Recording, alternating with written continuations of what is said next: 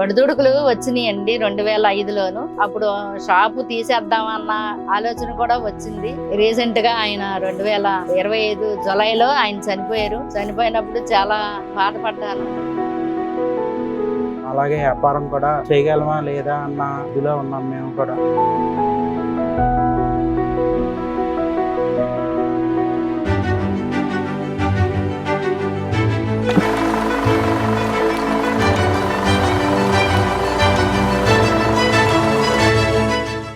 నా పేరు సుబ్రహ్మణ్యం అండి. మా అమ్మగారి పేరు బుల్లమ్మ. ఆయన గారి పేరేమో వరదా బసవకోటయ్య. నాకు ముగ్గురు బాబులు, ముగ్గురుని చదివించుకున్నాను. ఈ వ్యాపారం మీద అన్ని జరిగినాయి. నేను షాపు రన్నింగ్ చేసుకుంటున్నాను.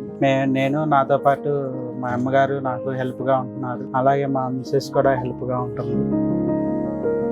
ప్రేరణ సఖి ద్వారా హైదరాబాద్ లో ట్రైనింగ్ తీసుకున్నాము, డిజిటల్ ట్రైనింగ్. దాని వల్ల మేము ఎంతో వ్యాపారం గురించి ఆన్లైన్ వ్యాపారం చేసుకుని ఆలోచన వచ్చింది. అప్పటి వరకు మాకు ఆలోచన లేదు. తర్వాత 2017లో నేను డ్వాక్రాలో జాయిన్ అయ్యాను. డ్వాక్రాలో 5,000 లోన్ తీసుకున్నాను. ముందు ఒక 6 నెలలు పొదుపు కట్టి 6 నెలలు తీసుకున్నాను.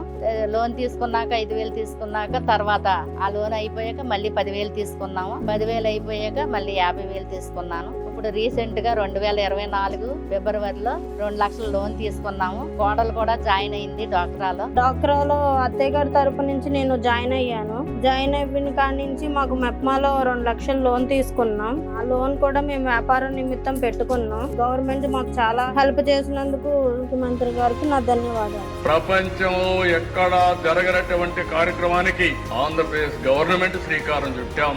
మన మహిళల చరిత్ర సృష్టించారు. ఎప్మా ద్వారాగా నేను చాలా ఉపాధి పొందాను. డ్వాక్రా లోన్ తీసుకున్న ప్రతిసారి కూడా వ్యాపారం అభివృద్ధి చేసుకున్నాము. ఈరోజు మేము ఈ స్థితిలో ఉన్నామంటే డ్వాక్రా ద్వారాగానే.